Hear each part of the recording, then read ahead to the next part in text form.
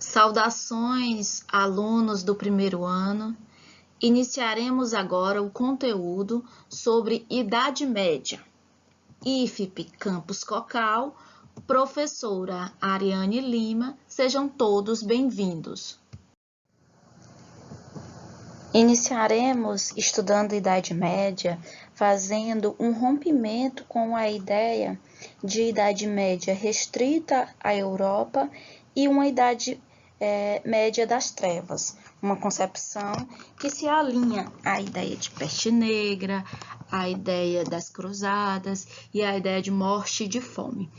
Pensaremos que a Idade Média, dentro do próprio contexto europeu, ela foi diversa e rica, e também que ela vai além do eurocentrismo, né? A Europa como centro do mundo. Pelo contrário, a Europa nesse momento será a periferia do mundo e destacaremos em outros espaços que a Idade Média também exerceu um valioso momento de transformação. Vejamos.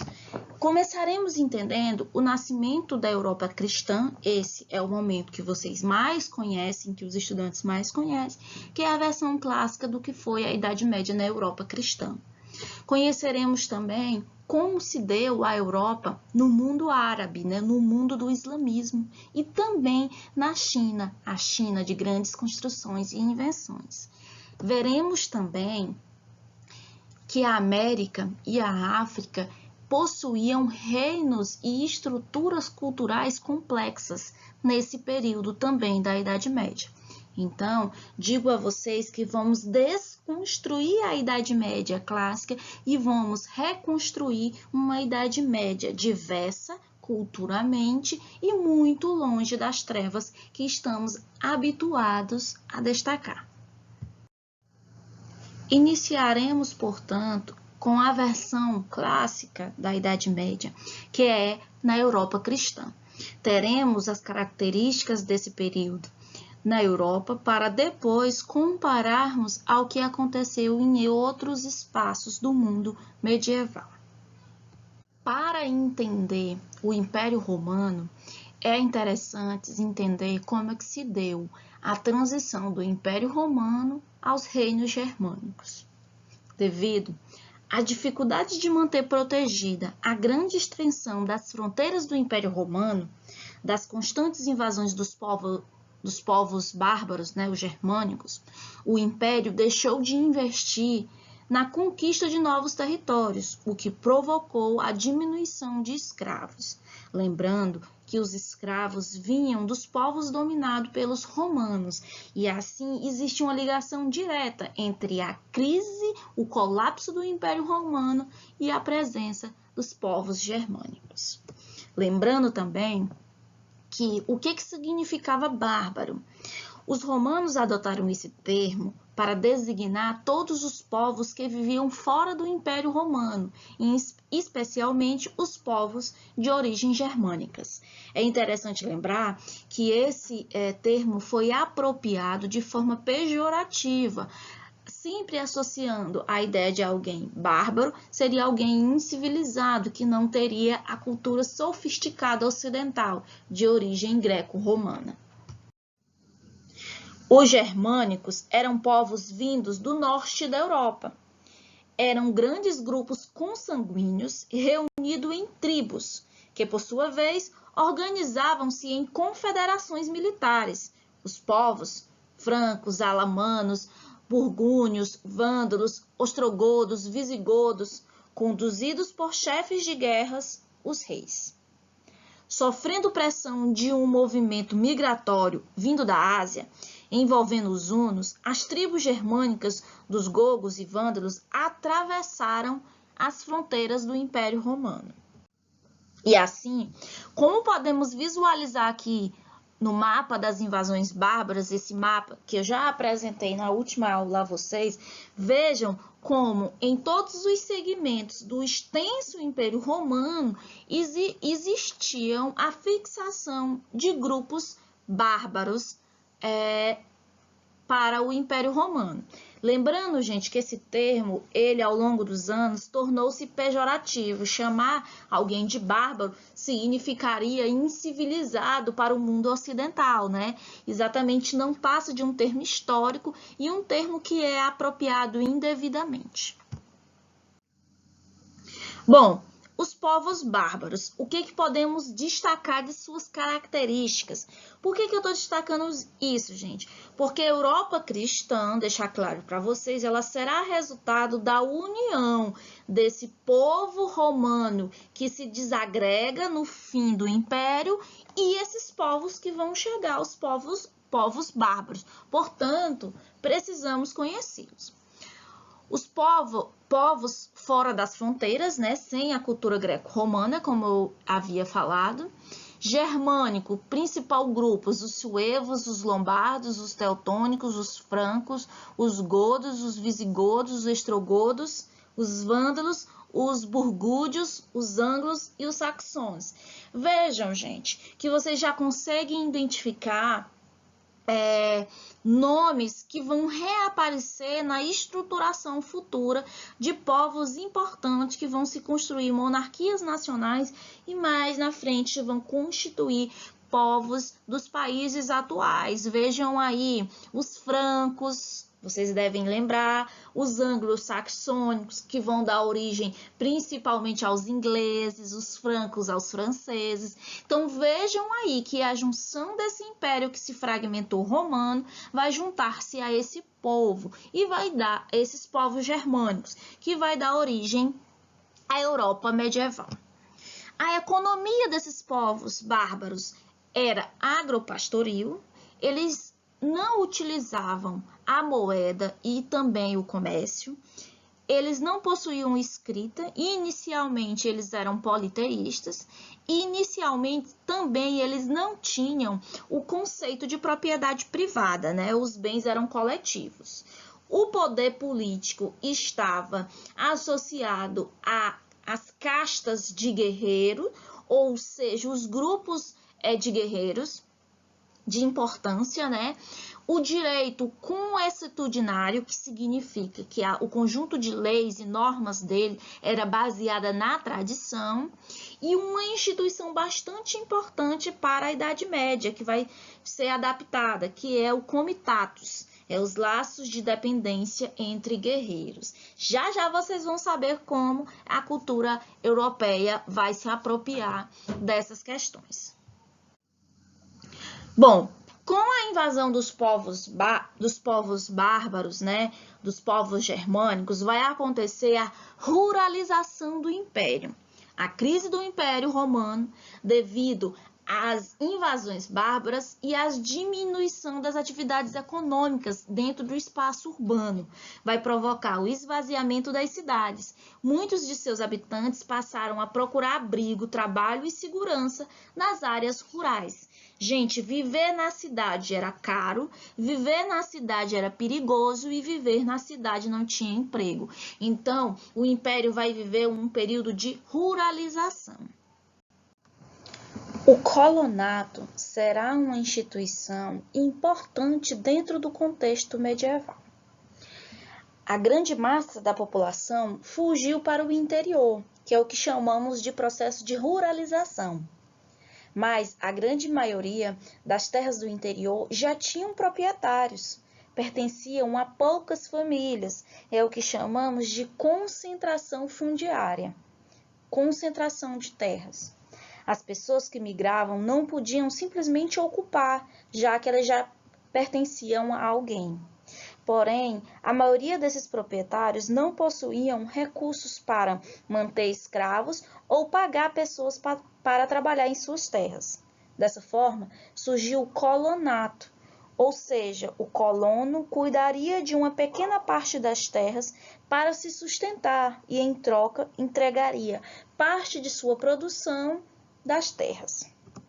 O poder político e jurídico. Os reinos germânicos não tinham instituições como as romanas, o que incluíam, por exemplo, o Senado, o tribuno da plebe e as leis escritas. As leis dos povos germânicos baseavam-se em costumes e tradições transmitidas oralmente ao longo das gerações. Um direito conhecido como direito consuetudinário. Na falta de leis escritas, as relações entre reis e súditos eram baseadas em obrigações morais, como o laço de fidelidade e honra. No direito germânico, o acusado de algum delito devia provar sua inocência por meio de disputas físicas, um duelo de espada, por exemplo. Podemos, assim, atribuir a formação do feudalismo como uma reunião das características do mundo greco-romano, do Império Romano desfacelado, e a contribuição cultural dos povos germânicos que invadiram esse território. Assim, alguns conceitos serão importantes para entender esse contexto de formação do feudalismo, como a Idade Média, o modo de produção feudal, o feudo relacionado à ideia de propriedade e privilégio e as relações de dependência pessoal, que vai ter as suas origens em uma espécie de síntese das instituições romanas e bárbaras. Eu me refiro a essas relações de dependência pessoal, que estaria vinculado dentro dos conceitos romanos. A vila se aproxima do que é o feudo, dentro do contexto feudal, né, medieval. O colonato associado à servidão, você vai produzir o que a gente poderia associar à ideia de servidão coletiva, né? O colonato, você vai servir o dono do feudo em troca de um espaço para plantar, para trabalhar. E o cristianismo, somados às instituições germânicas, que seria o comitatus, lembra que eu me referi anteriormente, que vincula-se à lealdade, né, às leis morais da tradição germânica. O beneficium, que seria a recompensa, e o direito consuetudinário, que eu falei que está vinculado às leis da oralidade passada pela tradição. Bom, pensando nas origens do feudalismo, podemos definir como uma forma de organização social e política baseadas nas relações de fidelidade e dependência entre os homens, destacando que não é uma relação de igualdade, mas de hierarquia. Depois da desagregação do Império Carolígio, os reis perderam parte dos seus poderes para membros da nobreza. A necessidade de defender seus territórios de invasões fortaleceu ainda mais o poder local exercido pelos nobres. Esses nobres serão os donos dos feudos. Os reis faziam aliança individualmente com os nobres para assegurar a lealdade desses.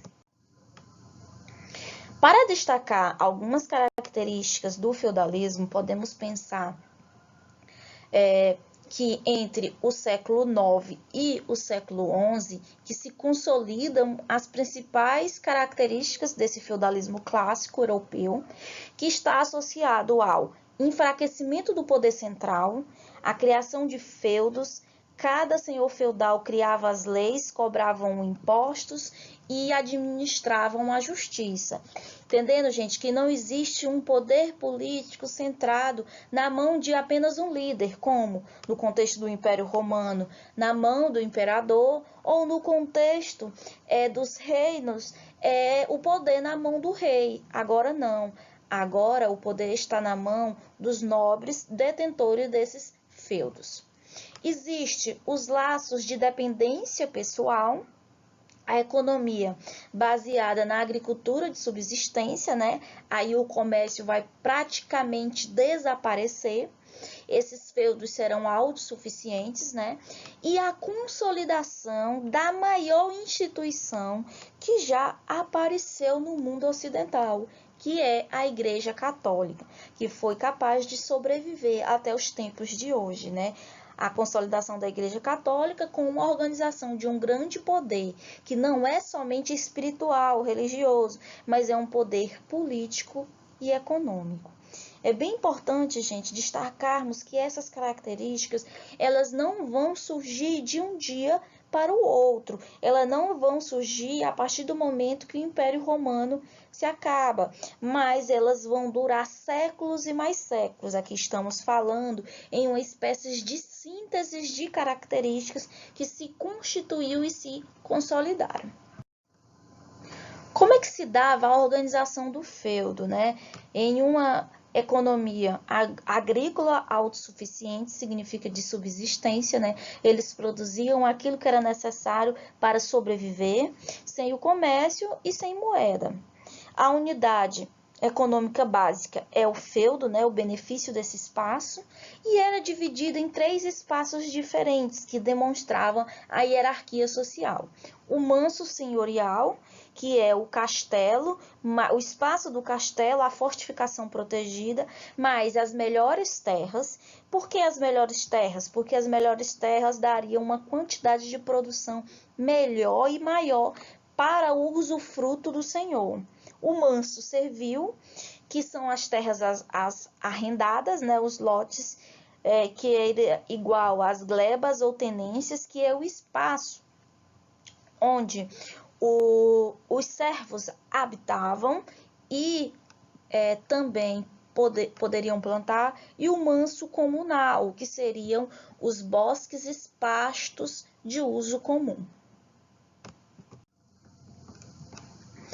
Pensando no esquema dessa sociedade, a sociedade medieval é uma sociedade ruralizada, que possui uma economia de subsistência, possui a terra como principal fonte de riqueza e poder, e uma sociedade hierarquizada, com o exemplo dessa pirâmide que destacamos, onde o clero e a nobreza e os servos, os componentes camponeses e servos, os componentes dessa estrutura social, onde o clero são os que oram, a nobreza os que guerreiam e os camponeses e servos os que trabalham. Essa divisão é a divisão clássica do autor George de Bie, que é um medievalista italiano, que exatamente vai fazer essa leitura do que foi a sociedade medieval, dividida entre os que oram, os que guerreiam e os que trabalham. Assim, a sociedade medieval é uma sociedade que definimos enquanto estamental, uma posição definida a partir do nascimento. O que significa dizer? Que quem nasce camponês nunca vai ascender socialmente rumo ao pico da pirâmide. Ele sempre será um camponês e um servo. Quem nasce nobre será sempre nobre. E, dentro dessa nobreza, aqueles que ascendem na estrutura para o clero, né? São nobres que não desejam guerrear, portanto, eles vão para a estrutura da igreja, pertencer ao clero, também de grande importância do contexto medieval. Quem era nobre ou era guerreiro ou era pertencente ao clero, né? Aos padres, bispo e a estrutura da hierarquia da igreja. Senhores, nobres ou clérigos. O que esses senhores estabeleciam dentro dessa sociedade hierarquizada? Bom, eles possuíam a terra, eles possuíam poder militar e gozavam de direitos senhoriais que estavam relacionados tanto à terra quanto aos camponeses, que está associado à cobrança de imposto e à aplicação da justiça. Dentro desse contexto, está ligado às relações de vassalagem, que seriam a relação que se estabelece entre o sucerano, que é o senhor, e o vassalo. O que significava essas relações de vassalagem? Significava, pelo vassalo, o serviço militar e a fidelidade ao sucerano, e do sucerano para o vassalo, a proteção e a concessão de feudos, né? Aquele que possui as terras, ele vai conceder por meio desse laço de fidelidade o feudo. Os camponeses, servos e livres, eles trabalham na terra estão sujeitos às obrigações diante do Senhor, que é o pagamento de renda sobre a terra, a corvéia e as banalidades, dentre outros impostos e multas estabelecidas para o servo. Também, gente, a relação é de dependência em relação aos senhores. Assim, podemos fechar que a economia feudal ela é agrária e de subsistências. As aldeias eram autossuficientes, ou seja, produziam quase tudo o que necessitavam. No entanto, o comércio e o artesanato não desapareceram. Ele era muito restrito, mas ainda assim existia.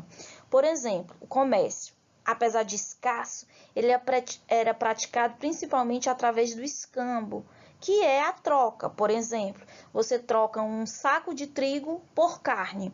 É a ideia de que você vai trocar aquilo que você tem em demasia, em excesso, pelo que o outro tem também em excesso e que necessita. Se eu sou um grande produtor de trigo e você é um grande produtor de carne, nós vamos fazer o escambo. Essa era a forma de comércio predominante na Idade Média. Lembrando que esse comércio através da troca era viável exatamente porque não existia a moeda nesse momento, né? Não se utilizava a moeda, ela praticamente sumiu. Lembre que dentro do contexto de outras civilizações anteriores e outras que estão coexistindo, existe moeda. No Império Romano, lembre lá das moedas com a cara de César, né? A moeda já existia, ela passa a não existir ou se tornar rara dentro desse contexto de ruralização e autossuficiência. O artesanato também, a maioria produziam para o seu próprio consumo, né, em uma escala bem menor, os quais adquiriam através de escambo. Vale lembrar que até o século XI amplia-se a produção artesanal e aí é que se tem o avanço do comércio e é o reaparecimento do uso do dinheiro. O interessante também pensar que nesse momento, apesar da Idade Média ser conhecida como a Idade das Trevas, é um período de muitas transformações e inovações técnicas no emprego de energia para a produção de alimento, né? Por exemplo, é dentro desse contexto que eles vão passar a usar o arado de ferro, que vai melhorar a agricultura, o uso do cavalo para puxar o arado e o aprimoramento da difusão de moinhos associados por rodas d'água e por cataventos. É interessante que a gente tem uma imagem muito da Idade Média associada aos moinhos.